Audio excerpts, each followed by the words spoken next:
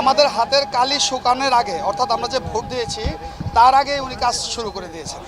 আমি ধন্যবাদ জানাই আমাদের মাননীয় প্রধানমন্ত্রী, যিনি অগ্রাধিকার ভিত্তি থেকে খালগুলোকে গুরুত্ব দিয়েছেন।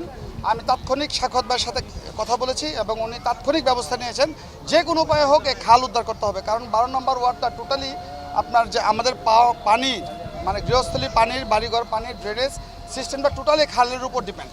অর্থাৎ সারা নারায়ণগঞ্জ তলায় গেল 12 নম্বর ওয়ার্ড কখনো কৃত্রিম জলবদ্ধতায় তলায় না। আমরা নারায়ণগঞ্জ সিটি কর্পোরেশনে আজকে থেকে এই খাল উদ্ধার, খাল পরিষ্কার এবং খনন কাজ শুরু করলাম। এটা প্রথমে আমি ধন্যবাদ জানাই এবং কৃতজ্ঞতা জানাই বাংলাদেশের বর্তমান মাননীয় প্রধানমন্ত্রী, যিনি আমাদের উদ্বুদ্ধ করেছেন, আমাদের নির্দেশনা দিয়েছেন। তার অনুপ্রেরণায়, তার নির্দেশনায় আজকে আমরা এই কাজে উদ্বুদ্ধ হয়েছি। চিজি আইসক্রিমের সাথে ভেলভেটি কেকের মিশ্রণে পোলার রেড ভেলভেট আইসক্রিম, মন ভালো থাক।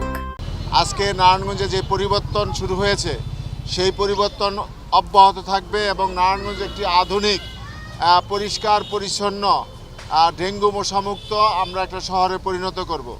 আপনারা দেখেছেন যে আজকে আমি তার সাথে সাথে রংপুরের প্রশাসককে ধন্যবাদ জানাই যে আজকে ওনার যে রংপুর থেকে, আমরা সুদূর রংপুর থেকে এই যে আজকে ভেকুটি এনেছি।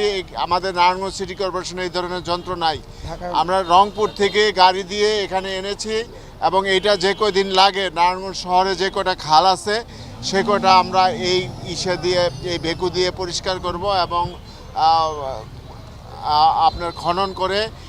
এইটার কাজটা হলো যে এই কাজের উপকারিতাটা হলো যে খালগুলি যদি আমরা পরিষ্কার পরিচ্ছন্ন করতে পারি তাহলে মানুষ, পরিবেশটার একটা উন্নয়ন ঘটবে এবং এই খালের চারিদিকে আমরা গাছ লাগিয়ে এটা এই গ্রিন সিটি হিসাবে গড়ে তুলব নারায়ণগঞ্জকে।